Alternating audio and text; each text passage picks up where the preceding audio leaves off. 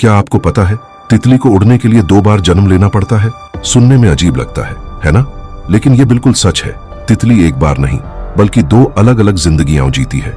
सब कुछ शुरू होता है एक छोटे से अंडे से। ये अंडा पत्तों के नीचे चिपका होता है, लगभग अदृश्य।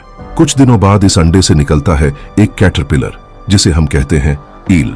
अब यहाँ पहली जिंदगी शुरू होती है। इस चरण में कैटरपिलर उड़ने के लिए नहीं, सिर्फ खाने के लिए जिंदा होता है। वो दिन रात पत्ते खाता रहता है। उसका काम एकदम साफ है, एनर्जी जमा करना, क्योंकि जो आगे होने वाला है उसके लिए शरीर को तोड़ना पड़ेगा। कुछ हफ्तों बाद कैटरपिलर एक जगह लटक जाता है और खुद को एक शेल में बंद कर लेता है, जिसे कहते हैं कोकून या क्राइसालिस। और यही होता है असली चमत्कार। इस चरण में कैटरपिलर सो नहीं रहा होता, वो खुद को दोबारा बना रहा होता है। कैटरपिलर का शरीर सचमुच लिक्विड बन जाता है। उसके अंदर कुछ खास कोशिकाएं होती हैं जिन्हें कहते हैं इमेजिनल सेल्स।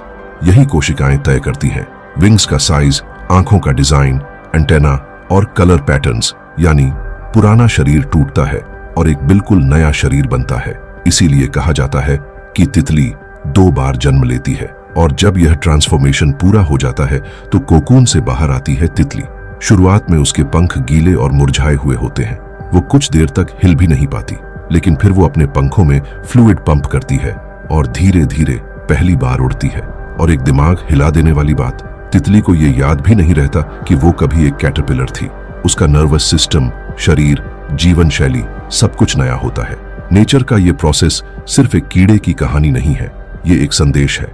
कभी कभी उड़ने के लिए पुरानी जिंदगी को तोड़ना पड़ता है। और शायद इसी वजह से तितली प्रकृति का बनाया सबसे खूबसूरत इंसेक्ट है।